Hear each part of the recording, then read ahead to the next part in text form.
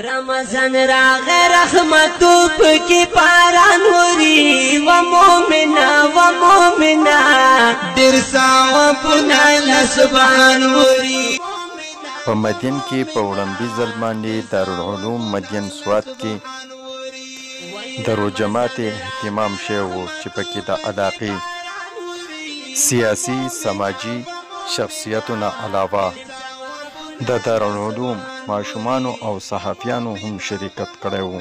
په دې موقع باندې د ملک د سلامتۍ دپاره دعاګانې هم وکړې شوې. و مومنا ډېر ثوابونه لسبحان.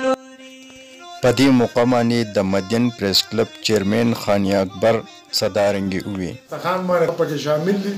دا د خوشحالۍ خبره ده او زما په خیال چې دا د علاقې د غټو خلکو دپاره یو پیغام هم دی، یو میسج هم دی چې هغه د خپل ولس ته په داسې نظر باندې وګوري او په داسې درستخان یې راټول کړي چې د مسلمان په حیثیت او د انسان په حیثیت باندې مونږ هغه داسې ښکلي کینو او داسې هغه زموږ د یو بل سره هغه د جومات په شکل کې د صف په شکل کې زموږ د یو بل سره نو زموږ د زړه د کومې نه الفاظ نشته چې د مفتي صاحب او ستاسو چې کوم خدماتو د هغې مونږ شکریا ادا کوو. الله تعالی دې ستاسو دار و جماعت د ټولو خلکو دپاره د خوشحالۍ د نیکۍ یو ذریعه وګرځوي او دا د زموږ د اتفاق او د اتحاد یو ذریعه وګرځوي. ډېره شکریا. یاد دې وي چې په دې دارالعلوم کې بې شمېره ماشومانان دینی تعلیم حاصلوي.